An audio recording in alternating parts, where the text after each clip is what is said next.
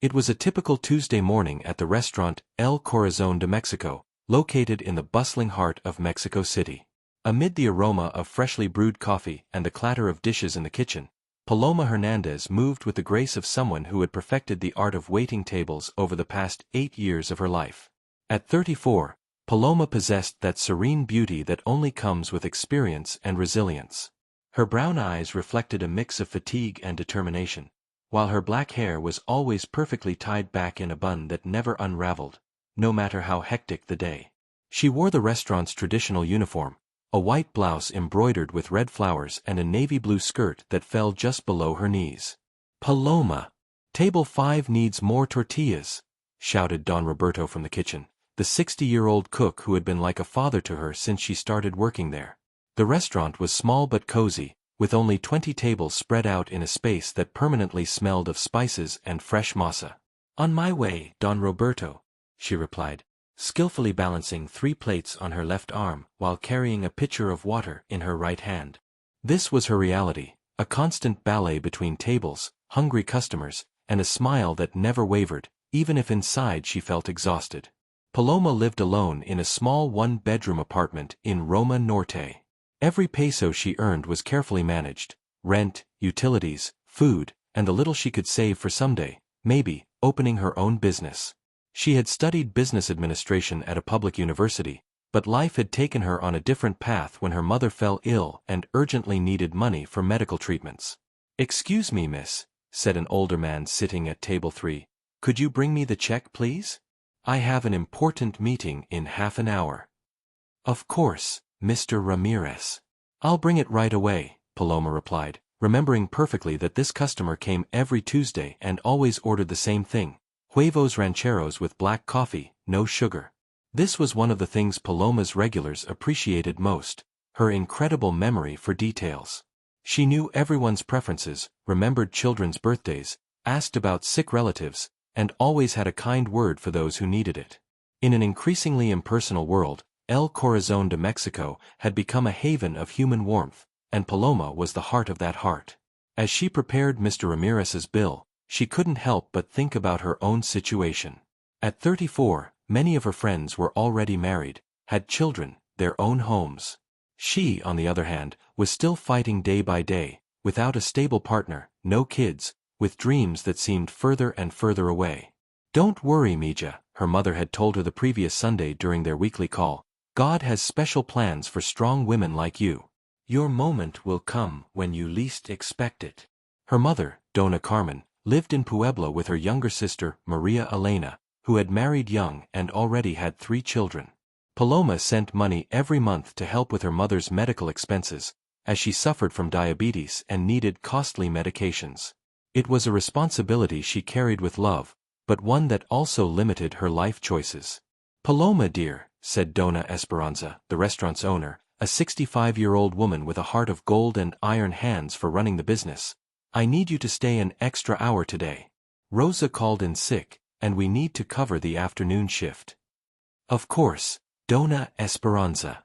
No problem," she replied automatically, though she sighed inwardly. That meant she wouldn't get home until after 10 at night, and tomorrow she'd have to get up at 5:30 to be at the restaurant by 7. But that was her life, and she had accepted it with dignity. She never complained, was never late, never mistreated a customer, no matter how rude they were. Her philosophy was simple: treat everyone as you'd like to be treated, work honestly, and trust that one day her efforts would be rewarded. The clock struck 2 in the afternoon as the restaurant began to fill with the lunch crowd. Executives in suits, college students, mothers with young children, construction workers, a representative mix of Mexico City's diversity. Paloma moved among them like an expert orchestra conductor, ensuring each table had what it needed. "Good afternoon, how can I help you?" she asked with her characteristic smile to a young couple who had just sat at table 7. The day passed as usual, routine, without Paloma knowing that in just a few hours, her life would change forever. That evening, the restaurant was unusually quiet for a Wednesday. The last customers had already left, and Paloma was wiping down the tables when the sound of the front door bell rang. She turned around, expecting to see someone who had forgotten their wallet or umbrella. but instead, she saw a little girl standing alone at the entrance. She couldn't have been more than 6 years old. Her large, dark eyes were wide open, framed by long lashes and a slightly trembling mouth. Her hair was dark brown, tied into 2 ponytails, and she wore a colorful dress that seemed more suited for a party than the cool night air. In her arms, she held a worn-out cloth doll with tangled yarn hair. Paloma quickly approached, crouched to the girl's height, and spoke in the soft tone she reserved for frightened children. "Hola, sweetheart. What's your name? Are you lost?" The girl blinked, looked around the restaurant, and whispered, "I'm waiting for my daddy." Paloma's heart skipped a beat. She looked outside but saw no one. The street was practically empty, the shops closing and traffic already slowing. "Did he come in with you?" The little girl shook her head. "He said to wait here while he went to get something. But it's been a long time." Paloma swallowed hard. "How long ago did he leave, mi amor?" The girl looked at her doll, as if expecting it to answer, and then murmured, "Before it got dark." Paloma felt a chill. The sun had set nearly 2 hours ago. "Okay, sweetheart. Don't worry. What's your name?" "Mi nombre es Sofia." "That's a beautiful name. I'm Paloma. Would you like to sit down with me and have a hot chocolate while we wait for your daddy?" The girl hesitated for a moment and then nodded. Paloma guided her to the most comfortable table, brought her a mug of hot chocolate, and wrapped a clean tablecloth around her like a shawl. "Is your daddy's name on your backpack? Or your mommy's number?" she asked gently. "I don't have a backpack," said Sofia. "I came with just my doll." Paloma nodded, masking her concern. She picked up the phone and called the police to report the situation. She described the girl and asked if any missing child alerts had been issued. "No reports matched the description," the officer replied. "It could be abandonment. Stay with her. We'll send someone right away." The word abandonment echoed in Paloma's chest like a blow. Who could leave a child, such a small, innocent child, like this? Sofia drank the chocolate in slow sips, holding the cup with both hands. Her eyes scanned the restaurant with curiosity, but also a guarded melancholy. "Where do you live, Sofia?" "With my daddy," she replied simply. "And your mommy?" "She went to heaven. Daddy says she's a star now." Paloma's heart tightened. "You're very brave, you know that?" The girl smiled faintly and hugged her doll tighter. "This is Sofia too. She's my best friend."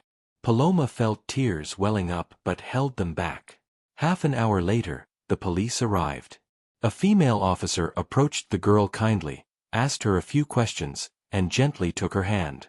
"We'll take her to a shelter while we investigate. If someone reports her missing, we'll be able to identify her quickly," she explained. Paloma watched them walk away, her chest heavy with a mix of helplessness and anger. That night, she couldn't sleep. The image of the little girl with the doll haunted her. Who would do something like that? What kind of father promises to return and then disappears? She tossed and turned in bed until, finally, at 3 in the morning, she sat up and said out loud, "I can't leave her like this." The next day, after her shift ended, she took a bus to the address the officer had given her. It was a small public shelter for children in temporary custody. When she asked about Sofia, the social worker hesitated at first. "She's fine. A bit quiet, but very polite. It's not common for someone to come visit children here." "I just want to see her." "Bring her a drawing book and some crayons," Paloma insisted. The worker finally nodded. When Sofia entered the room and saw Paloma, her eyes lit up. "Paloma!" She ran to her and hugged her tightly around the waist. Paloma crouched and looked into her eyes. "How are you, sweetheart? I missed you." The social worker observed in silence. After a while, she pulled Paloma aside. "She seems to trust you. If you're willing, maybe you could become her temporary guardian while the situation is investigated." Paloma froze. "Me? But I live in a small apartment, I don't have money, I work all day." "Yes, But you have something these children need most, a heart. Paloma left the shelter with trembling hands and an even more trembling heart. She didn't know what to do, but she knew one thing for certain. That little girl had looked at her as if she were home. Alejandro wandered through the streets of the city with his hands in the pockets of his worn coat and his shoulders hunched from the cold. It had been 3 days since he'd eaten anything solid, and the stale smell of trash behind restaurants no longer seemed unpleasant. It was simply part of his reality. He didn't ask for money anymore. People had grown indifferent, or worse, hostile. It was easier to look through trash cans and survive on what others discarded. That night, he stopped outside a restaurant and peered through the window. Inside, it was warm and filled with soft lighting. Families laughed, couples held hands, and children played on their phones. He watched from the sidewalk, a ghost observing life from the other side of the glass. He had once had all of that. Before everything fell apart. Before the company went bankrupt. Before cancer took the woman he loved. Before his world collapsed like a house of cards. Now he was just Alejandro. No last name. No title. No future. He turned to leave when he heard a small voice. "Sir, are you hungry?" He turned and saw a little girl standing in the doorway, holding a doll and looking at him with huge brown eyes. He blinked. The girl didn't run away. She didn't look scared. She looked worried. "I can ask my friend to make you something," she added, lifting her doll as if introducing him. "This is Sofia. She says you look cold." Alejandro swallowed hard. It had been years since anyone had looked at him like that. Before he could answer, a woman appeared behind the girl. "Sweetheart, don't go outside like that," she said, gently guiding her back in. She noticed Alejandro then. They locked eyes. He expected her to scold him, chase him off, close the door. But she didn't. She looked at him for a long moment, then said, "Wait here." He hesitated. Was it a trick? Would she call the police? But he waited. A few minutes later, she returned with a container of hot food and a blanket. "You can sit on the steps over there," she said. "It's warmer near the wall." He took the food with trembling hands. "Gracias," he murmured. She gave a faint smile. "I'm Paloma. That was Sofia. She's special." He nodded, unsure what to say. She didn't ask for his name. Didn't interrogate him. Just left him with dignity. That night, Alejandro ate slowly, savoring each bite as if it were the last meal of his life. And when he finally wrapped himself in the blanket and leaned against the wall, he didn't feel invisible. For the first time in a long time, he felt seen. The next night, he returned. He didn't knock or beg. Just sat near the same wall. And again, she brought him something. No questions. No pity. Just presence. This routine continued for a week. Then one day, he found something inside the food container, a small note. "If you want to talk, I'm here." Signed, Paloma. Alejandro stared at the note for a long time. And then he did something he hadn't done in years. He cried. Not from hunger. Not from cold. But because someone had offered him more than food. Someone had offered him hope. The next day, when Paloma came out, he stood up. "My name is Alejandro." She smiled. "Nice to meet you, Alejandro." From that moment, a fragile thread began to connect them. They spoke little at first, exchanging only simple words, cautious silences. But little by little, the thread strengthened. Alejandro told her about his company, his wife, the illness, the debts, the shame. Paloma listened. And when he stopped talking, she didn't look at him with pity. She looked at him with something far more valuable: respect. One night, after he'd finished eating, she handed him something else. A business card.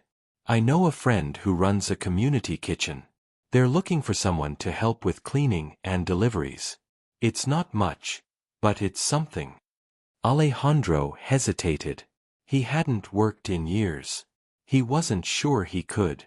But when he looked at Sofia, who had appeared at the door again, waving her doll at him. He nodded. "I'll try." Paloma touched his shoulder gently. "That's all anyone can ask." That night, Alejandro walked to the address on the card with a heart beating faster than usual. Not from fear, but from a faint spark that had been reignited. The spark of possibility. The next chapter of his life had just opened. And it had begun, with a little girl who offered him her doll's blessing. The kitchen was modest, noisy, and full of life. Alejandro arrived early that morning, heart pounding, gripping the card Paloma had given him like a lifeline. The man who greeted him was named Yamamoto, a short and energetic man with gray hair and hands that never stopped moving. "You're the one Paloma sent?" he asked without even looking up from the stack of crates. "Yes, sir," Alejandro replied, standing tall despite the nervousness in his voice. Yamamoto handed him an apron and pointed to the back. "Start with the vegetables. And wash your hands like your life depends on it. In this place, it might." Alejandro didn't argue. He got to work. His hands, rough and cold from the streets, were clumsy at first. But he listened. He observed. He did everything as if it were the most important task in the world.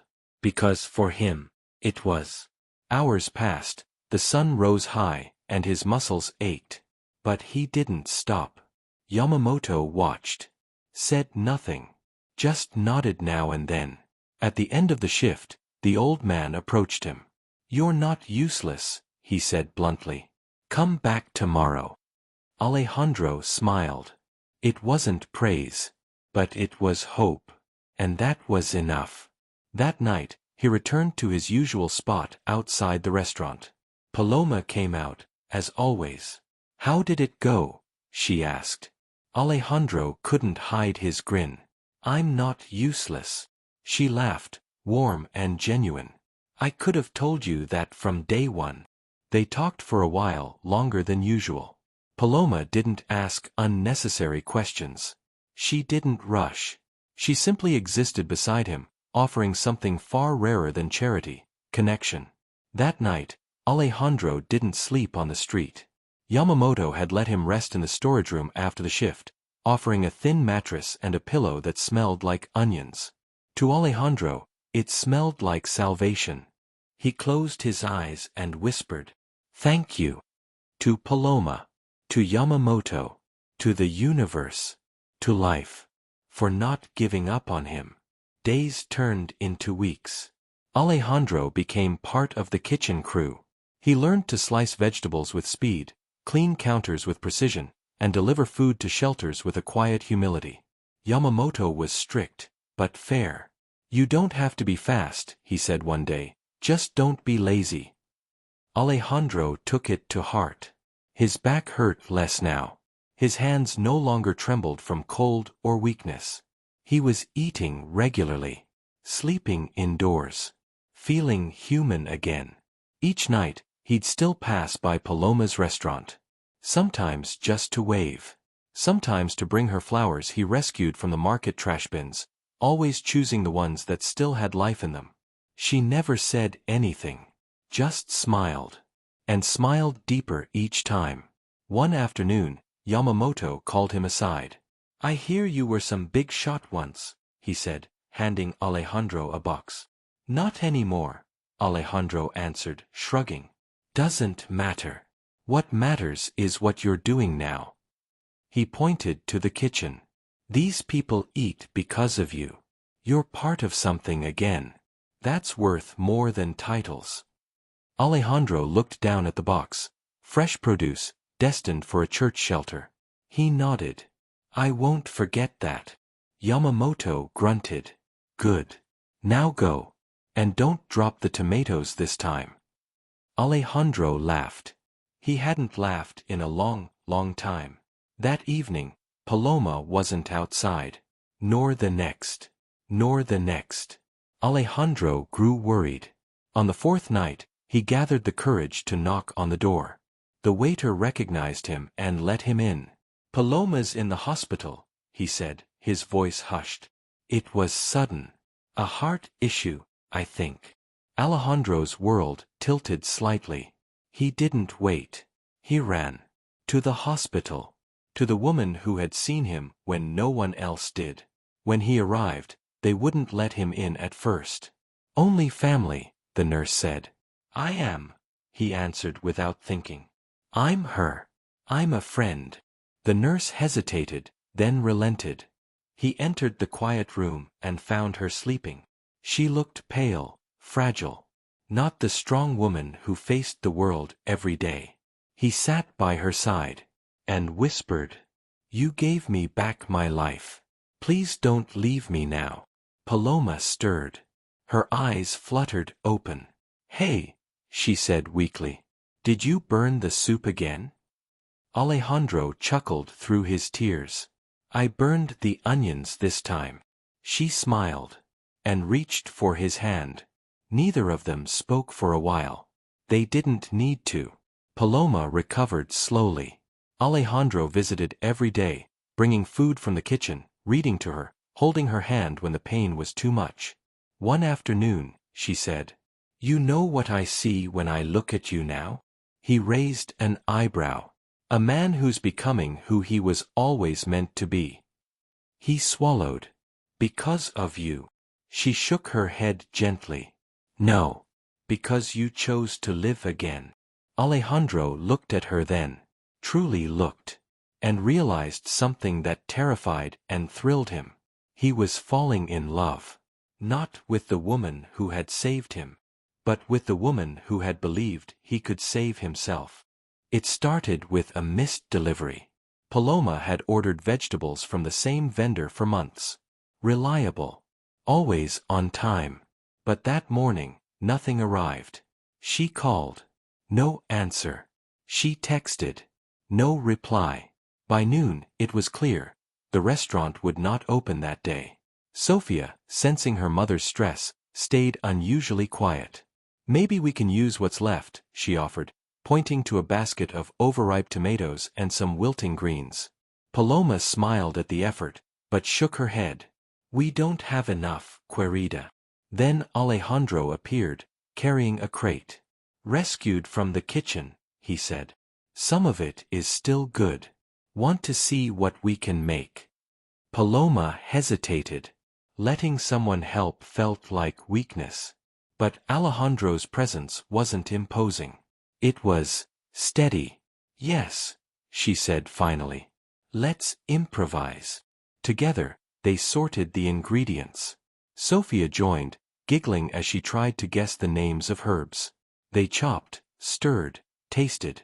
And at 2 p.m., the smell of warm soup drifted into the street.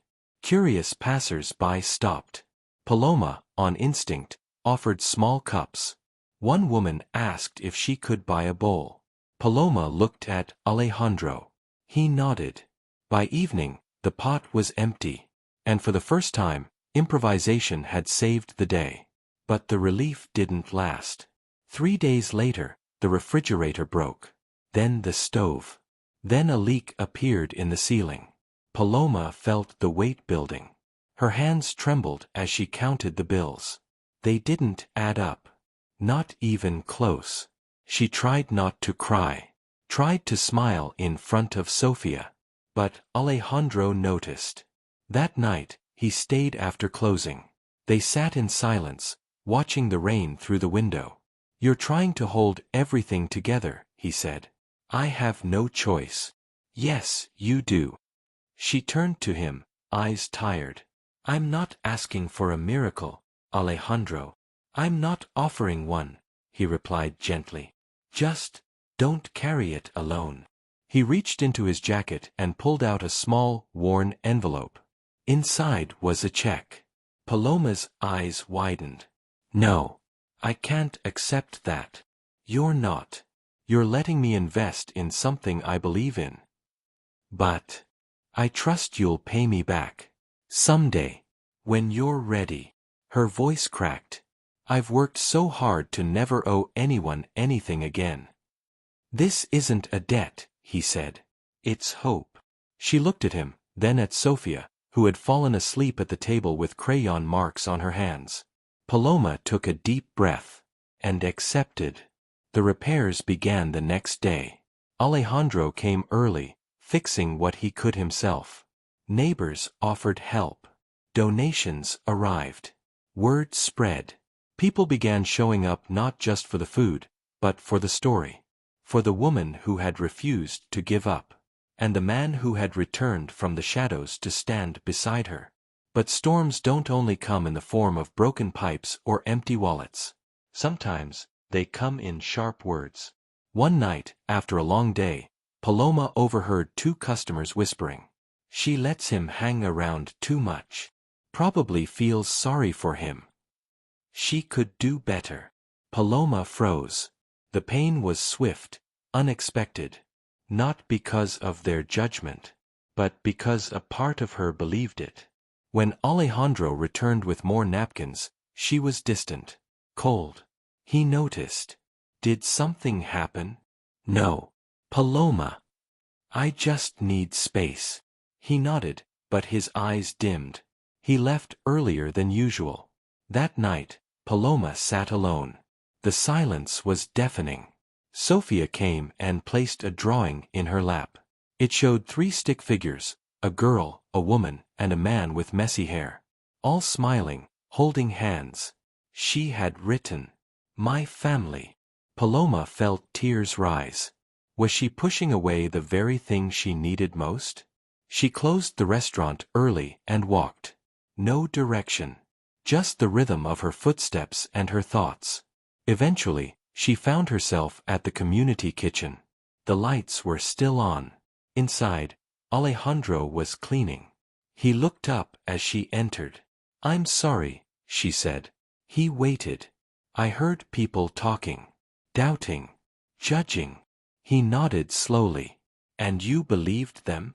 "For a moment. Yes." "Why?" "Because I'm scared. Scared of needing someone. Of wanting more." Alejandro set down the mop. "Paloma, I don't care what people say. I'm not here out of pity. I'm here because I choose to be." She stepped closer. "I know. I just forgot." He reached out, gently brushing a strand of hair from her face. "You can be strong and still let someone stay." She closed her eyes. Then opened them. "Will you stay?" He didn't answer with words. He simply took her hand. And in that quiet gesture, the storm passed. Not because everything was fixed, but because they had chosen each other in the middle of the wreckage. Together. And that, Paloma realized, was the beginning of something unbreakable. The Mendoza Silva mansion stood imposingly in Las Lomas de Chapultepec, its perfectly manicured gardens and crystal windows reflecting the morning sun of Mexico City. Paloma stopped in front of the wrought iron gate, her second-hand suitcase a stark contrast to the opulence around her. 2 weeks had passed since that afternoon at El Corazon de Mexico that had changed her life, and now she was about to cross the threshold into a completely different world. "Good morning, Miss Hernandez," greeted the security guard politely, already informed of her arrival. "Mr. Mendoza and little Sofia are waiting for you." As she walked the stone path to the grand front door, Paloma felt a mixture of nervousness and determination. She had left behind her small apartment in Doctors, her job at the restaurant, and the routine that had defined her life for years. All for this opportunity that felt almost too good to be true. The front door opened before she could knock, and Sofia came running toward her with a radiant smile that lit up her entire face. "Paloma! You're here!" the girl shouted, throwing herself into her arms with the confidence of someone who had found exactly what she needed. "Hello, my beautiful girl," Paloma said, embracing her tenderly, feeling her heart expand. This feeling, of purpose, of being exactly where she was meant to be, was something she had never experienced before. Alejandro appeared behind his daughter, dressed in a crisp white shirt and dress pants, but his eyes held a warmth that softened the formality of his appearance. "Paloma, welcome to your new home," he said with a genuine smile. "Sofia hasn't stopped talking about you these past 2 weeks." "Thank you, Mr. Mendoza. This is incredible," Paloma murmured, her eyes wide as she looked around. The high ceilings, marble finishes, and artwork adorning the walls, Everything exuded elegance and sophistication. "Please, just call me Alejandro. Here, we're family," he said, taking her suitcase. "Come, let me show you the house." Over the next hour, Alejandro showed her every corner of the mansion. The gourmet kitchen that rivaled any five-star restaurant. The library with thousands of books. The private cinema room. The gym. And the pool with a panoramic view of the city. But what impressed Paloma most was Sofia's bedroom. A magical space decorated in soft pastel pinks, with a canopy bed, a dollhouse the size of a real person, and shelves full of books and toys. "And this will be your room," Alejandro said, opening the door to a spacious suite overlooking the gardens. The room was larger than her entire old apartment, with a walk-in closet, private bathroom with a marble tub, and a small terrace with comfortable chairs. I can't believe it," Paloma whispered, gently touching the silk curtains. "It's too much." "Nothing is too much for the person who saved my daughter's life," Alejandro said seriously, "and who is giving her something I haven't been able to, the warmth of a maternal figure." The first days were a whirlwind of adjustment. Paloma learned the house's routines. Breakfast at 7 sharp, served by Esperanza, the housekeeper who had worked for the family for over 15 years. Sofia's private lessons in the mornings with Miss Patricia. Afternoons in the garden or by the pool. And formal dinners in the main dining room when Alejandro was home. But it was the little moments that truly mattered. Like when Sofia woke up crying at 2 in the morning from a nightmare, and Paloma soothed her by singing the same lullabies her mother used to sing to her as a child. Or when she found Sofia trying to cook quesadillas in the industrial kitchen, missing her mom, and Paloma taught her to make them just like Carolina used to. "Daddy says my mom made the best quesadillas in the world," Sofia confided one afternoon as they sat in the garden, watching the gardeners trim the roses. "I'm sure she did, sweetheart. And you'll make the best quesadillas too, because you have her heart and her hands," Paloma replied, gently stroking the child's silky hair. Still, not everything was easy. Paloma felt like a fish out of water during formal dinners, unsure which fork to use or how to behave when important guests arrived. Alejandro was always patient and understanding, explaining social protocols discreetly, but she could feel the curious glances from the staff and the unspoken questions. The biggest challenge came when Alejandro had to travel to Monterrey on business for 3 days. It was the first time Paloma would be completely in charge of Sofia, without the safety net of her father nearby. "Are you sure you'll be okay?" Alejandro asked the morning of his departure, as his chauffeur waited outside with the car. "We'll be perfect, right, Sofia?" Paloma answered with more confidence than she actually felt. The first night passed without issue, but on the second day, Sofia woke up with a fever. Paloma felt panic rising as she checked the girl's temperature. 101.3 degrees Fahrenheit, 38.5 degrees Celsius. She immediately remembered the hypoglycemic crisis at the restaurant and all the potential complications of a child with type 1 diabetes.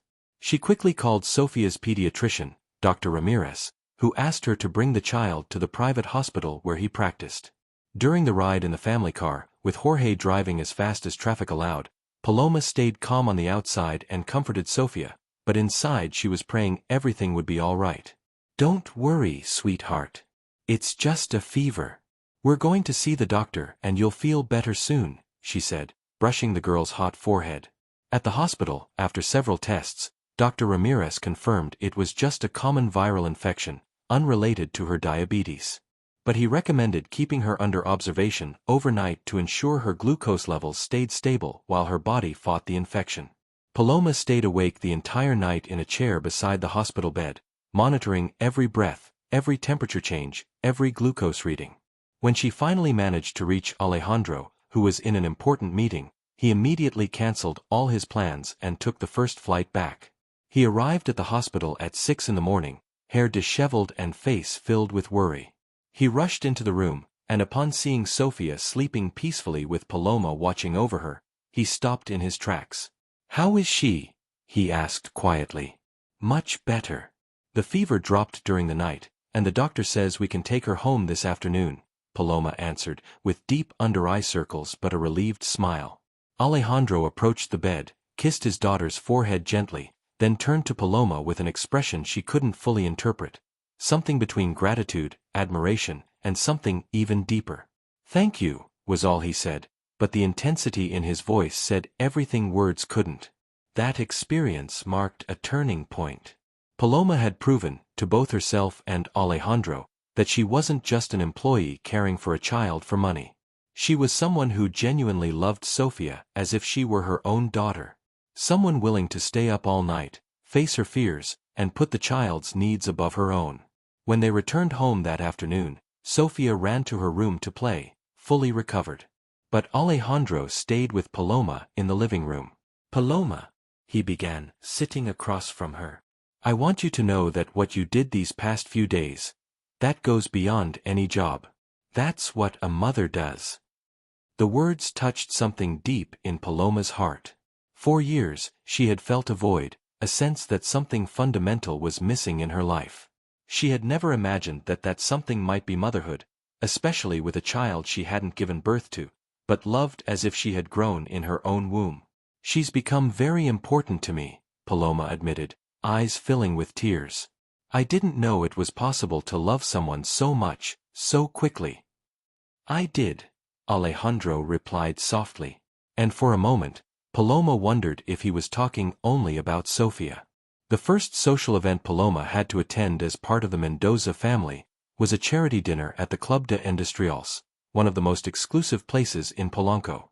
Alejandro had explained to her that it was important for her to be there, not only as Sofia's nanny, but as someone who was an integral part of their lives. "You don't need to talk much," he had told her while she tried on the black dress he had specially made for her. "Just smile, be yourself, and remember you have every right to be there." But as she looked at herself in the full-length mirror in her room, Paloma didn't recognize herself. The dress was elegant and fit her perfectly, the shoes were from an Italian brand she had never heard of, and the pearl necklace Alejandro lent her probably cost more than all her waitressing salaries combined. She looked beautiful, but felt like an imposter. Arriving at the club was even more intimidating than she had imagined. Luxury cars lined up in front of the entrance, where an army of valets waited to park them. Women dressed in haute couture designs chatted in groups, their jewels sparkling under the lobby lights, while men in impeccable tuxedos discussed business with champagne glasses in hand. "Breathe," Alejandro whispered in her ear as they walked toward the main hall. "You look beautiful, and you're exactly where you should be." Sofia, wearing a pale pink dress that made her look like a little princess, took Paloma's hand confidently. "Paloma, look how beautiful everything is. Did you see the flowers?" The child's innocence and enthusiasm gave Paloma the strength she needed. She remembered why she was there. For Sofia, for this little girl who needed her and loved her no matter where she came from or what clothes she wore. However, it wasn't long before Paloma realized she was the center of curious stares and discreet whispers. The women of Mexico City's high society watched her with a mix of curiosity and poorly hidden disdain. "Who is she?" she heard an older lady murmuring, wearing a diamond necklace that probably cost more than a house. "She's the new nanny? Babysitter of little Sofia," answered another voice. "They say Alejandro met her at a low-end restaurant." How strange. The Mendozas have always been so selective with their staff. The words hurt her more than she expected. Paloma tried to keep smiling as Alejandro introduced her to business partners and family acquaintances, but she could feel the tension in the air.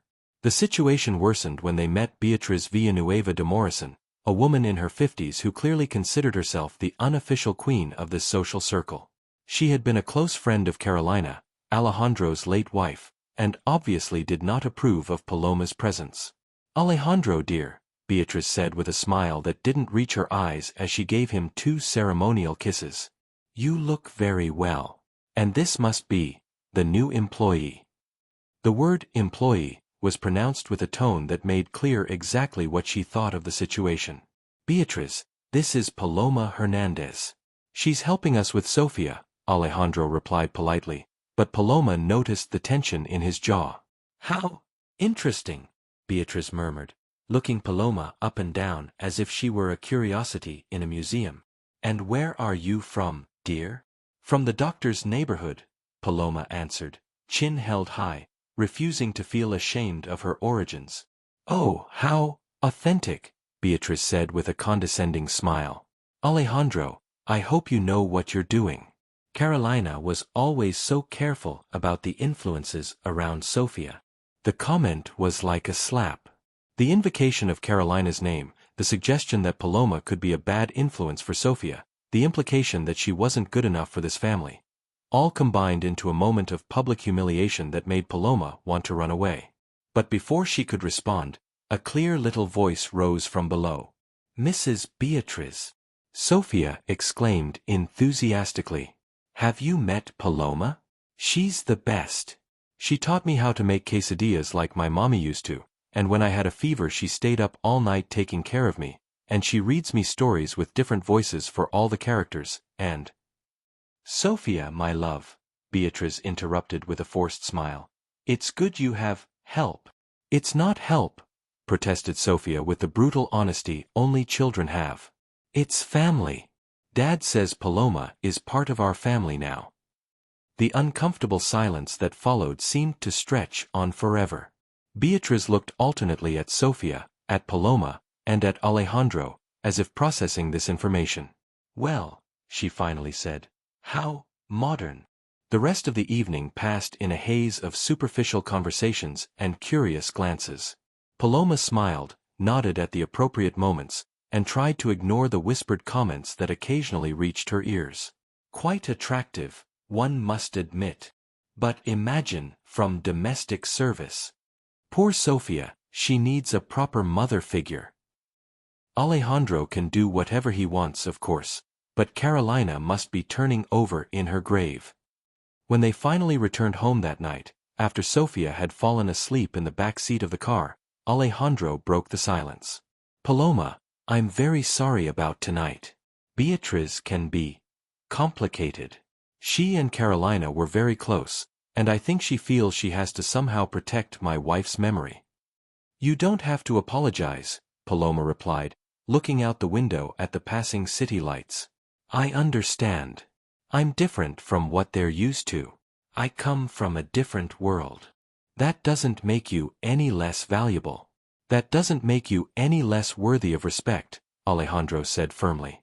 Those people sometimes forget that true class has nothing to do with money or a last name. Paloma nodded, but the night's words had planted seeds of doubt in her mind. Was it fair for Sofia to have a mother figure who would constantly be questioned and criticized by the world in which the little girl would have to move? Was it selfish of her to hold on to this new life when maybe there was someone more appropriate, someone who naturally belonged to this world? The following days were difficult. Paloma found herself second-guessing every interaction, every word, every gesture. When Sofia had piano lessons, Paloma wondered if a proper mother would know more about classical music.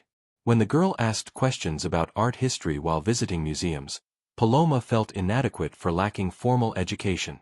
The crisis came when Esperanza, the longtime housekeeper, confessed her concerns one afternoon in the kitchen. Look, Paloma, the older woman said as they prepared Sofia's snack. I like you a lot, and it's clear you love the girl. But I'm worried. Why, Dona Esperanza? Because this world is cruel to people like us. I've been here 15 years, and I've always known my place. But you're in a different position, and that makes the rules confusing. Esperanza sat facing Paloma, with a motherly expression. Ladies like that Beatrice will never accept you as an equal. And Mr. Alejandro, he's a good man, but he lives in a world where appearances matter a lot for business. What will happen when he has to choose between what's best for you and what's best for his social standing? I only want what's best for Sofia, murmured Paloma. I know, girl. But sometimes what's best for a rich girl isn't the same as what's best for a poor girl. Sofia will go to the best schools, travel the world, marry someone of her own class. Are you prepared to guide her in that world? That night, as she watched Sofia sleep peacefully in her princess bed, Paloma allowed herself to truly consider Esperanza's words. Was it selfish to cling to this life when perhaps Sofia needed someone who could better navigate her social world? Her doubts deepened when, a few days later, She came home and found Alejandro in his study having a tense phone conversation. "I understand your position, Dad, but this is my decision. No, it's not just temporary. Because Sofia needs her, and Look, we'll talk later." When he hung up and saw Paloma in the doorway, his expression softened, but she could see the tension in his shoulders. "All good?" she asked. "My father," Alejandro replied with a sigh. "He's worried about, well, what people are saying about our family situation." "What are people saying?" Alejandro hesitated, clearly not wanting to hurt her feelings. "That I'm being reckless.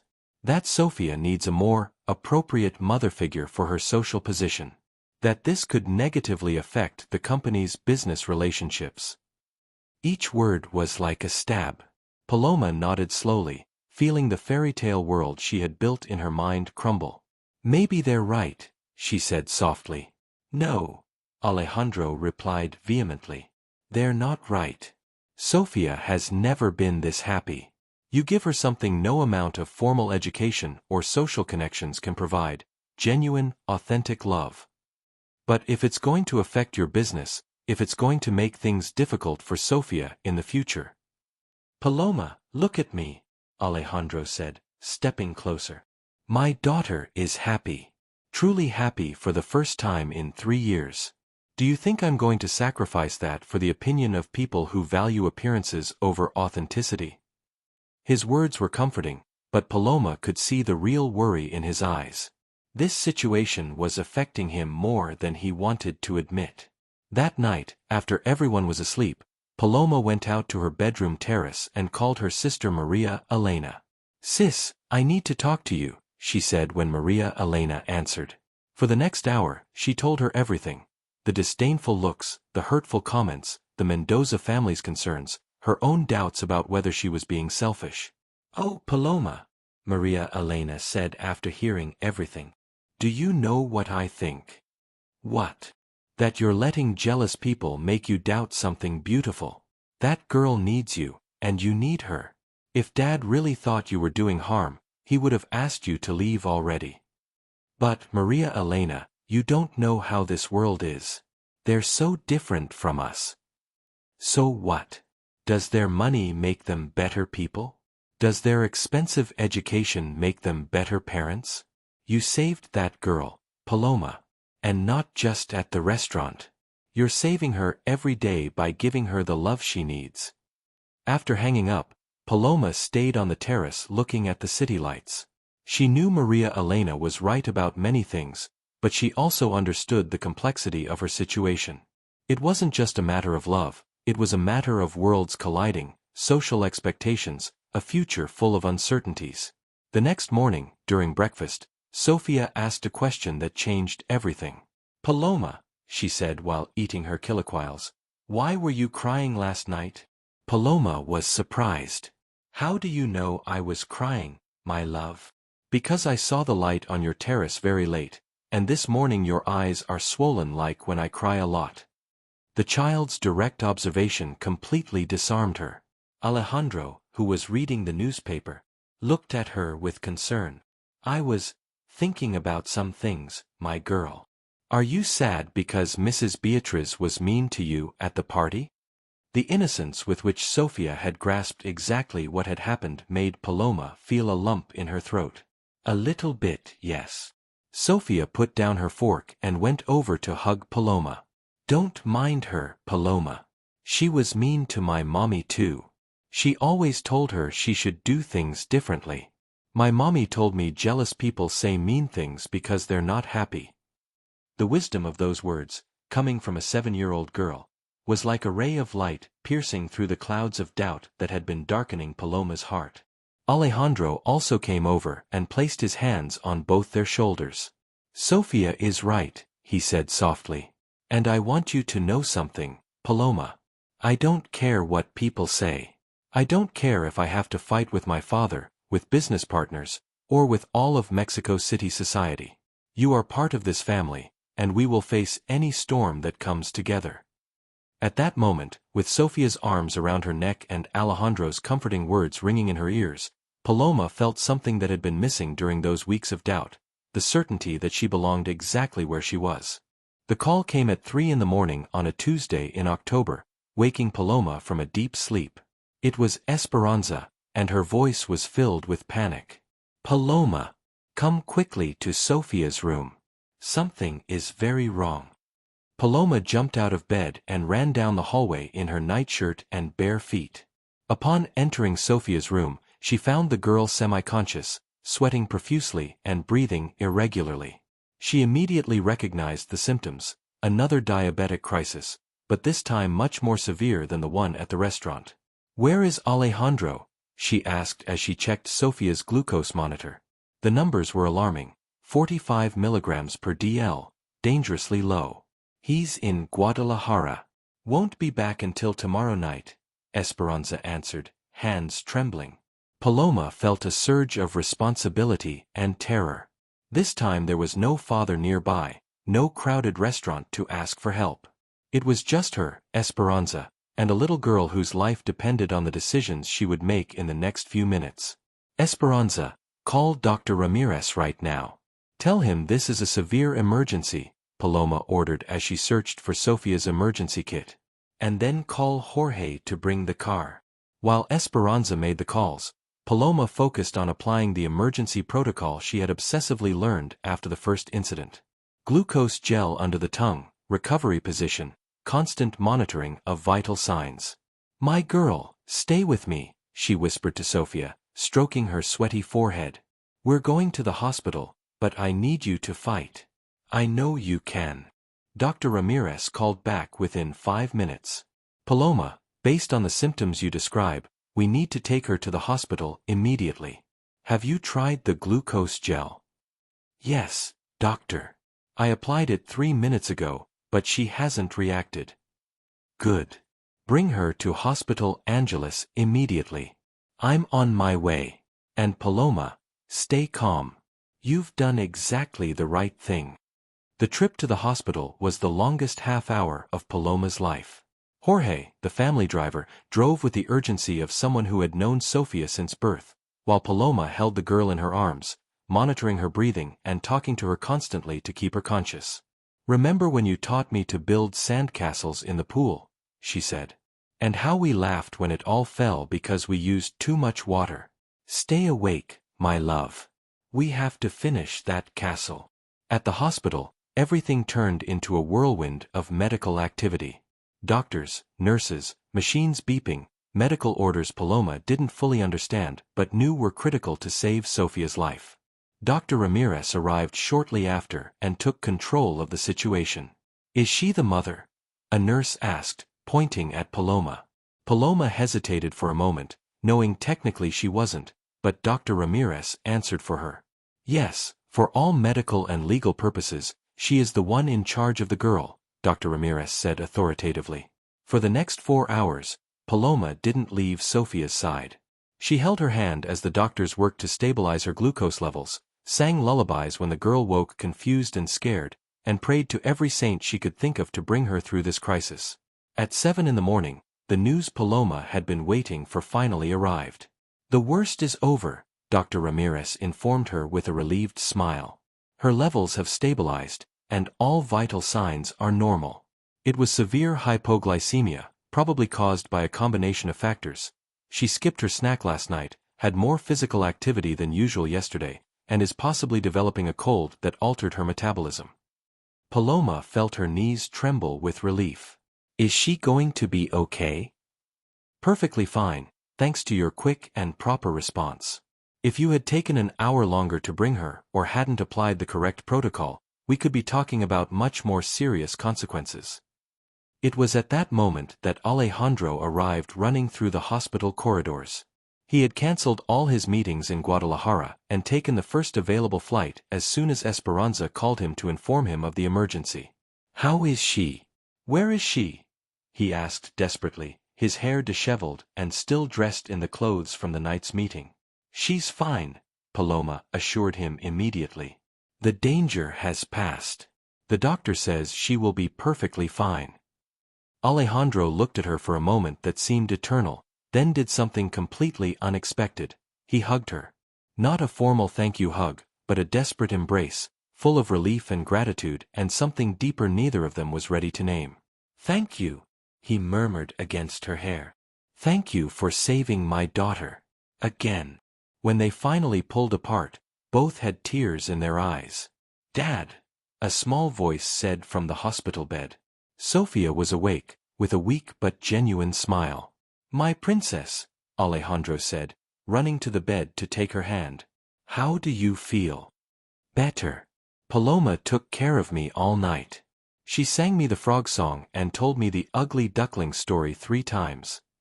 Alejandro looked at Paloma over his daughter's head, and in his eyes, she saw something that made her feel everything between them had changed fundamentally and irreversibly. The rest of the morning passed with additional tests, medical instructions, and the gradual return of Sofia's normal energy levels. By noon, Dr. Ramirez authorized them to go home, but not without first having a serious conversation with Paloma and Alejandro. "I want to talk to you about Sofia's long-term diabetes management," he said in his private consultation. "This was the second severe crisis in a few months, and although both were handled perfectly, we need to adjust some protocols." During the next half hour, the doctor explained about new continuous glucose monitors, adjustments in diet and exercise, and the importance of always having someone trained near Sofia.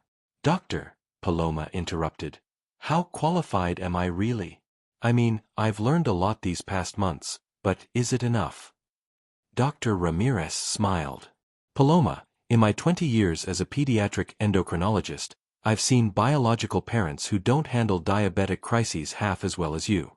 Your instinct, your calm under pressure, and your dedication to learning everything possible about Sofia's condition, that's not taught in any school. That comes from the heart." His words had a profound effect on Paloma. For months, she had doubted her ability, questioned whether she was prepared enough, educated enough, good enough to care for a child with complex medical needs. "Also," the doctor continued, "I want you to know that I've put in Sofia's medical record that you have full authorization to make medical decisions in the absence of her father.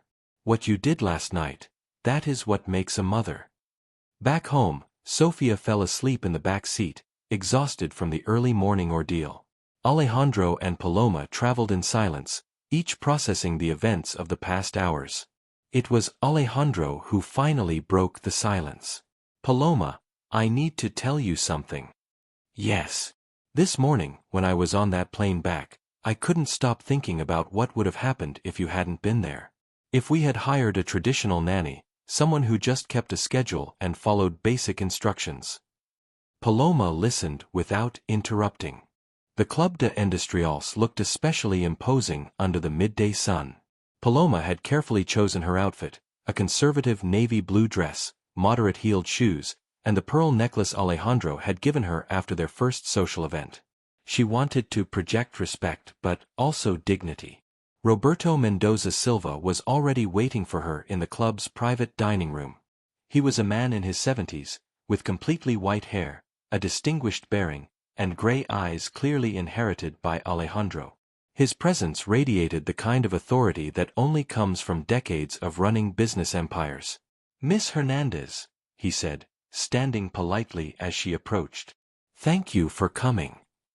"Mr. Mendoza, it's an honor to finally meet you," Paloma replied, shaking his hand firmly.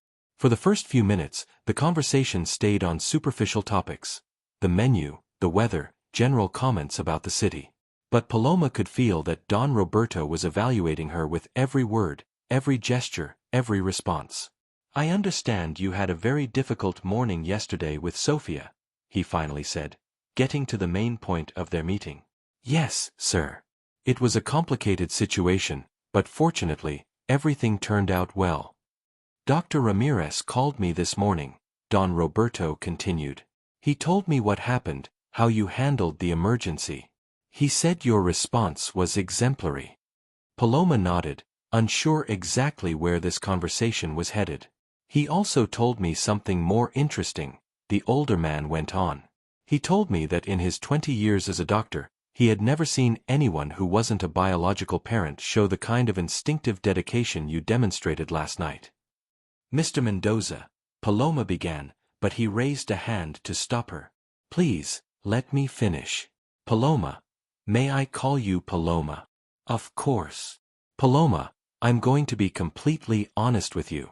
When Alejandro first told me about you, about the circumstances in which you met, about his decision to invite you to be part of our family, I did not approve. His words confirmed what Paloma had suspected, but it still hurt to hear them directly.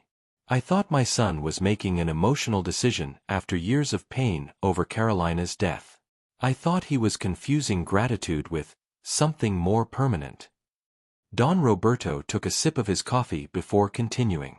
But last night, when he called me from the Guadalajara airport, crying because he hadn't been there when his daughter needed you, when he described the dedication with which you cared for Sofia, I realized I had been seeing this situation completely wrong.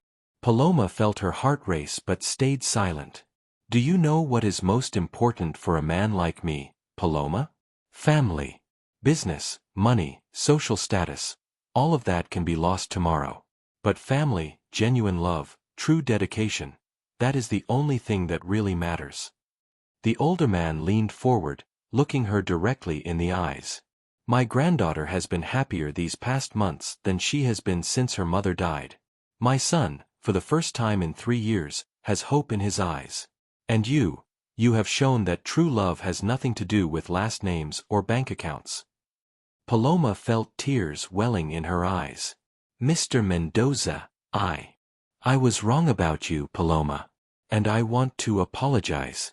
I also want to ask you something. What is that? Don't let the opinions of people like Beatrice, or society's comments, or even my own initial reservations, make you doubt what you have with my family. Alejandro needs you. Sofia needs you. And for the first time in a long time, they are truly happy. The conversation took a completely unexpected turn. For the next hour, Don Roberto told her about the family's history, how he himself had come from humble origins and built the business empire from scratch, how Carolina had also been initially criticized by some sectors of society for not coming from a traditional wealthy family. The difference between you and the other women in our social circle, he said as they shared dessert, is that you have something they lost long ago, authenticity. A genuine heart. The capacity to love without conditions. When they said goodbye that afternoon, Don Roberto did something completely unexpected. He hugged her like a daughter. Welcome officially to the Mendoza family, Paloma. And if anyone has anything to say about it, they can come talk to me. The ride home felt like floating on a cloud. Paloma felt validated, accepted, and for the first time since entering this world, truly welcome. But her happiness was interrupted when she arrived at the mansion and found Alejandro waiting for her in the garden, with an expression she couldn't fully interpret. How did it go with my father? He asked. Better than I expected, she replied with a smile. Much better. I'm glad, he said, but his tone suggested there was more. Paloma, we need to talk. Paloma's heart sank. Those 4 words never bode well. They sat in the terrace chairs, with Sofia playing in the pool under Jorge's supervision, close enough to see her but far enough to have privacy. Paloma, Alejandro began, clearly struggling with how to express what he wanted to say. These past months have been transformative. For Sofia, for me, for all of us. They have been wonderful, she answered softly. Yes, they have. But they've also been complicated in ways I didn't expect.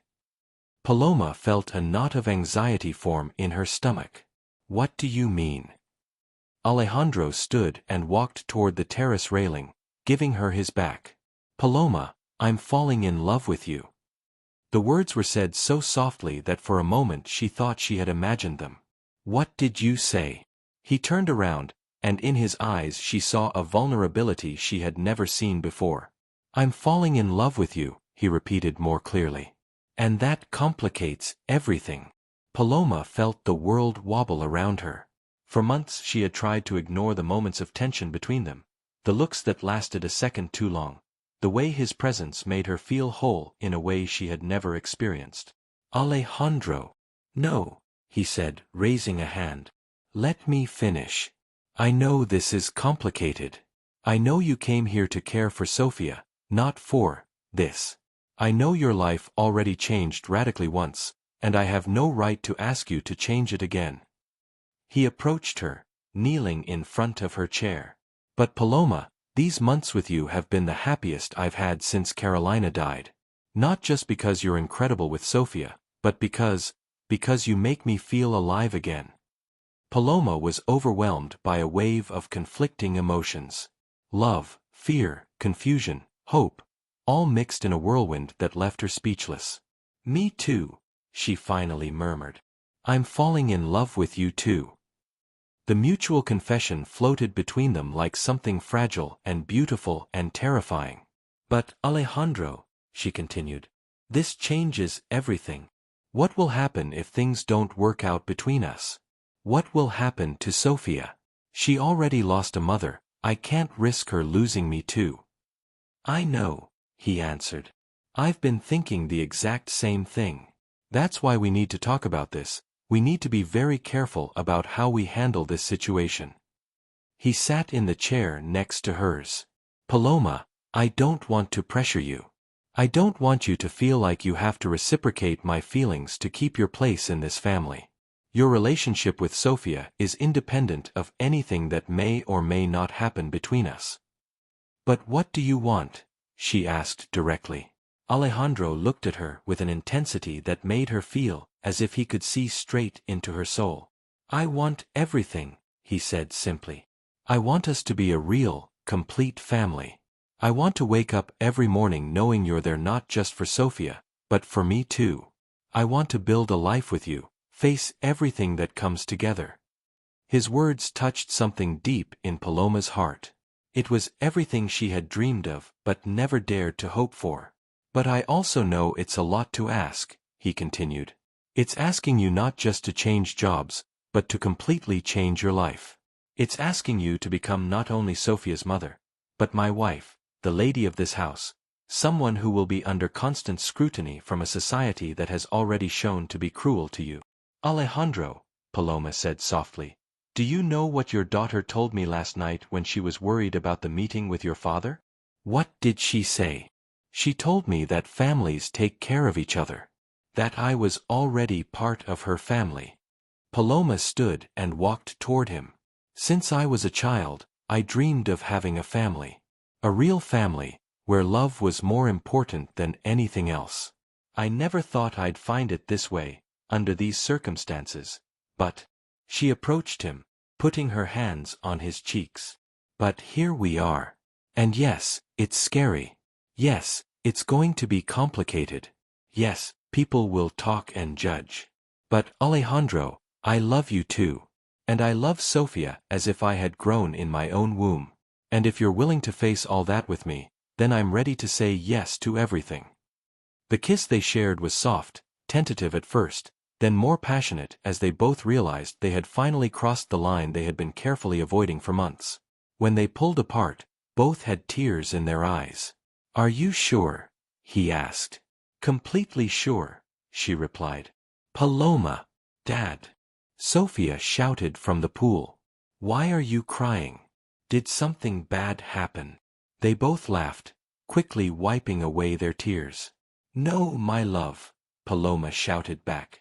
Something very, very good happened. What? Alejandro and Paloma looked at each other, and he nodded. Come here, and we'll tell you. Paloma shouted. Sofia ran out of the pool, wrapped in her unicorn towel, hair dripping, with a curious smile.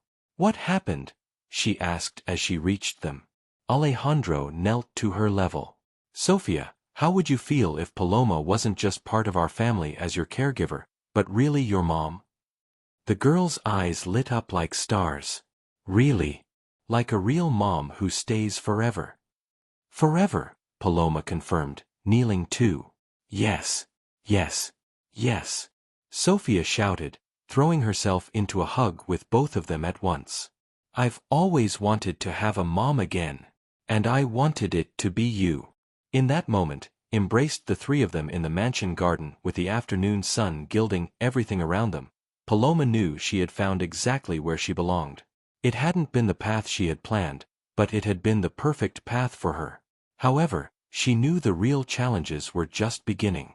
One thing was deciding to form a family. A very different thing would be navigating all the social, legal, and personal complications that would come afterward. But for now, in this perfect moment, only the love they shared mattered. The news of the engagement spread through Mexico City's social circles like wildfire. Alejandro Mendoza Silva, one of the country's most sought-after bachelors, was marrying Paloma Hernandez, the waitress who had saved his daughter. The media went wild. The Mexican fairy tale, titled one magazine. Love knows no social class, wrote another. But there were also less kind headlines, The Cinderella of Polanco, and Marriage of Convenience. Paloma tried to keep all the media madness out of her new reality, but it was hard to ignore the stares, the whispers, and the constant sense of living under a microscope. The first major test came 3 weeks after the engagement, during Beatriz Villanueva's birthday party. It was an annual event attended by the entire social elite, and this year it held special significance. It would be Paloma's first public appearance as Alejandro's fiancée, not just as Sofia's nanny. "We don't have to go if you don't want to," Alejandro told her as they got ready that evening. "We can send our regrets." "No," Paloma replied firmly, adjusting the emerald green dress they had chosen together. "If I'm going to be your wife, if I'm going to be part of this world, I need to face these situations. We can't hide forever." The party was held in the garden of Beatriz's house in Lomas de Chapultepec, decorated with fairy lights and white flowers that created a magical atmosphere under the stars. When Alejandro, Paloma, and Sofia arrived, conversations momentarily stopped, and all eyes turned toward them. Beatriz approached almost immediately, dressed in a gold gown that probably cost more than Paloma's yearly salary at the restaurant. "Alejandro, darling," she said with her trademark smile that never reached her eyes. "And Paloma, what a surprise to see you here." "Beatriz," Alejandro replied with cool courtesy. "Thank you for the invitation." "Of course. After all, Paloma is now, what should I call you?" "The future Mrs. Mendoza." There was subtle poison in her words that Paloma immediately recognized. "You can call me Paloma, as always," she replied with a genuine smile. "And thank you for including me in your celebration." During the first hour, Paloma navigated conversations with a grace she didn't know she had. She talked about wedding plans, about Sofia, about her hopes for the future, always staying authentic but diplomatic. The critical moment came when she found herself alone on the terrace, taking a breath from the intense social environment. Beatriz approached, clearly having waited for this moment. "Paloma," she said, sitting beside her, "I think we should have an honest conversation." "Of course. Look, I have nothing personal against you. You seem like a decent person, and it's clear you care about Sofia. But," added Paloma, sensing a confrontation coming, "but you need to understand the position you're putting Alejandro in. Our world, it's not just about romantic love. It's about family connections that go back generations, about social responsibilities, about preserving certain traditions." Beatriz leaned forward, her expression serious. Carolina understood that. She came from a noble family, she knew how to navigate these waters, how to be the proper wife for someone in Alejandro's position. "And you think I can't learn?" Paloma asked directly. "It's not about learning, dear. It's about natural belonging. People like us, we grew up in this world. We know the unspoken rules, the expectations, the responsibilities." Beatriz paused, glancing toward where Alejandro was speaking with other guests. "Alejandro is a good man, but he's also a businessman. His personal decisions affect not only him, but hundreds of employees, international partners, a whole network of business relations that depend on a certain social stability." "Are you asking me to break off my engagement?" Paloma asked bluntly. "I'm asking you to consider whether it's truly the best thing for him. For Sofia. For everyone." At that moment, a small but clear voice came from the entrance of the terrace. "Why are you saying those mean things to Paloma?" Both women turned to see Sofia standing there in her pink dress, with an angry expression rarely seen on her angelic face. "Sofia, darling," Beatriz began with a forced smile, Adults sometimes have complicated conversations. It's not complicated, Sofia interrupted with the brutal honesty of children. You're being mean to Paloma again. The little girl walked over and took Paloma's hand. My mom told me before she died that some people say mean things because they have sad hearts. But Paloma makes my heart happy. And Daddy's too. And that's what matters. Beatrice was speechless for the first time in years, watching as little Sofia defended Paloma with a wisdom that went far beyond her age. She's right, said a familiar voice behind them. Alejandro appeared on the terrace, clearly having overheard much of the conversation. Love is what matters. He walked over and placed his arm around Paloma, looking directly at Beatrice. Carolina was a wonderful woman and the mother of my daughter. But she's gone, and I've found a second chance at happiness. If that doesn't fit into your world, Beatrice, then maybe it's time to consider whether your world needs to change. Beatrice stood up, her composure perfectly intact despite the confrontation. Alejandro, I just hope you know what you're doing. I know exactly what I'm doing, he said firmly. I'm choosing love over expectations. I'm choosing happiness over tradition. Beatrice gave a slight nod and walked away, leaving the small family on the terrace under the stars.